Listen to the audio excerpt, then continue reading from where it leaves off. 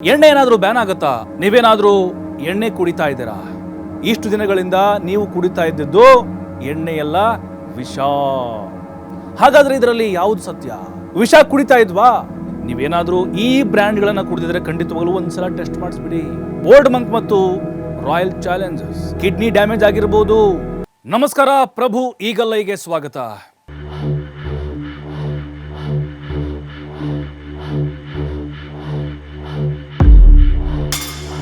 ನೀವೇನಾದರೂ ಎಣ್ಣೆ ಕುಡಿತಾ ಇದ್ದೀರಾ? ಈಗಲೇ ಬಿಡೋದು ಒಳ್ಳೇದನ್ಸುತ್ತೆ. ಎಣ್ಣೆ ಏನಾದರೂ ಬ್ಯಾನ್ ಆಗುತ್ತಾ ಅಂದರೆ ಮದ್ಯ ಬ್ಯಾನ್ ಆಗುತ್ತಾ ಅಂತ ನಾನು ಕೇಳ್ತಿರೋದು.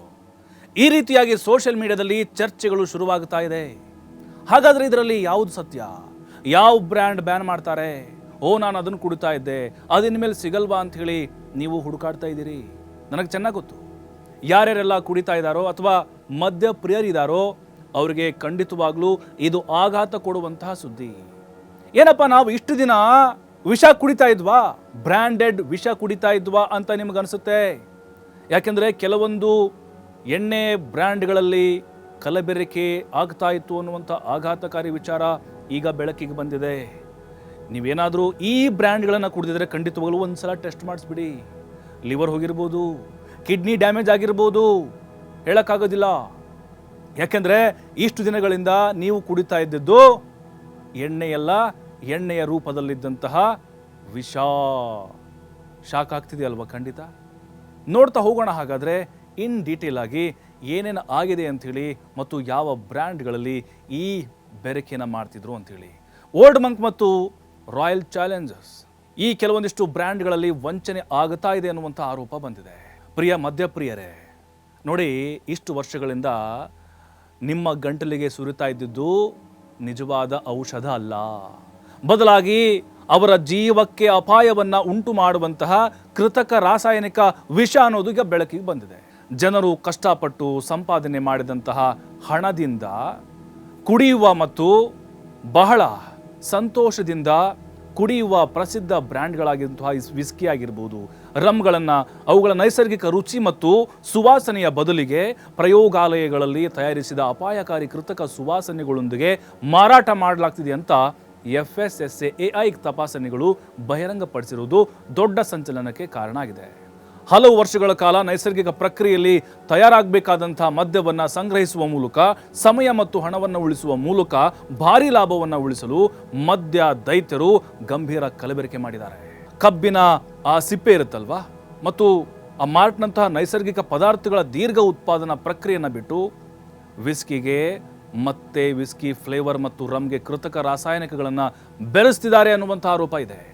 ರಾಯಲ್ ಚಾಲೆಂಜು, ಆಂಟಿಕ್ ಬ್ಲೂ, ಹಾಗೆ ಮೊಕ್ಟೋವೆಲ್ಸ್ ನಂಬರ್ 1, ಬ್ಯಾಕ್ ಫೈಬರ್ ಆಗಿರ್ಬೋದು, ಅಂತಿಮವಾಗಿ ಅತ್ಯಂತ ಜನಪ್ರಿಯ ಓಲ್ಡ್ ಮಂಕ್. ಸಿಕ್ಕಾಪಟ್ಟೆ ಇಷ್ಟ ರೀ ಇದು, ಮಹಿಳೆಯರು ಕೂಡ ಸಿಕ್ಕಾಪಟ್ಟೆ ಇಷ್ಟಪಡ್ತಾರೆ ಇದನ್ನು ಕೂಡ ಕೆಟ್ಟದಾಗಿ ಫ್ಲೇವರ್ಗಳನ್ನು ಬಳಸಿದ್ದಾರೆ ಅನ್ನುವಂಥ ಆರೋಪ ಇದೆ.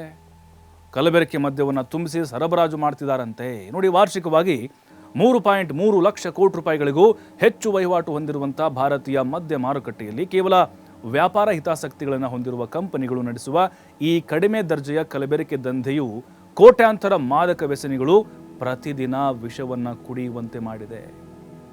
ಅದನ್ನು ಅಮೃತ ಎಂದು ತಪ್ಪಾಗಿ ಭಾವಿಸಿದೆ.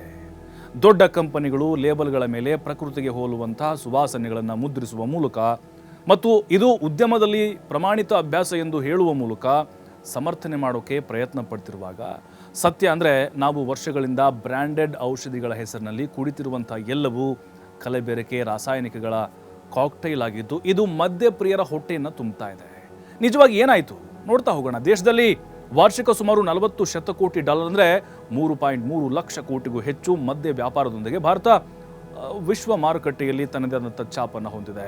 ಇದರಲ್ಲಿ ಡಯಾಜಿಯೋದ ಯುನೈಟೆಡ್ ಸ್ಪಿರಿಟ್ಸ್ ಲಿಮಿಟೆಡ್ ಅಂದರೆ USL, ಪೆರ್ನೋಡ್ ರಿಕಾರ್ಡ್ನಂಥ ಅಂತಾರಾಷ್ಟ್ರೀಯ ದೈತ್ಯರೊಂದಿಗೆ ಸ್ಪರ್ಧೆ ಮಾಡ್ತಾ ಅತಿ ದೊಡ್ಡ ಮಾರುಕಟ್ಟೆ ಪಾಲನ್ನು ನಮ್ಮ ಭಾರತ ಹೊಂದಿದೆ.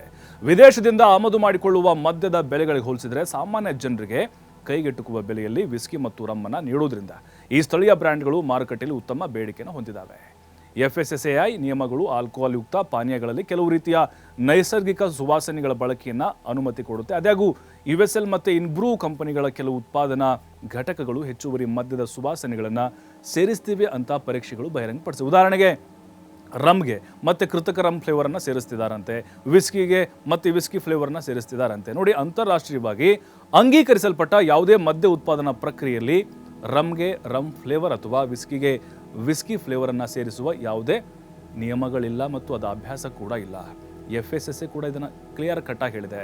ಕಬ್ಬಿನ ಮೊಲಾಸಸ್ ಆಗಿರ್ಬೋದು, ಮಾಲ್ಟ್ ಆಗಿರ್ಬೋದು, ದ್ರಾಕ್ಷಿಯಂತಹ ನೈಸರ್ಗಿಕ ಪದಾರ್ಥಗಳನ್ನು ಬಳಸಿಕೊಂಡು ಮದ್ಯವನ್ನು ಸರಿಯಾಗಿ ಸಂಗ್ರಹಿಸುವ ದೀರ್ಘ ಉತ್ಪಾದನಾ ಪ್ರಕ್ರಿಯೆಯನ್ನು ತಪ್ಪಿಸೋಕೆ ಕಂಪನಿಗಳು ಇಂತಹ ತಂತ್ರಗಳನ್ನು ಅನ್ವಯಿಸ್ತಿದ್ದಾವೆ ಅನ್ನುವಂಥ ಒಂದು ಟೀಕೆ ಇದೆ. ಈ ಉಲ್ಲಂಘನೆಗಳಿಂದಾಗಿ ಡಿಯಾಜಿಯೋದ ರಷ್ಯಾದ ಅಂಗಸಂಸ್ಥೆಯಿಂದ ತಯಾರಿಸಲ್ಪಟ್ಟ ಜನಪ್ರಿಯ ಉತ್ಪನ್ನಗಳ ಮಾರಾಟವನ್ನು FSSAI ನಿಷೇಧ ಮಾಡಿದೆ.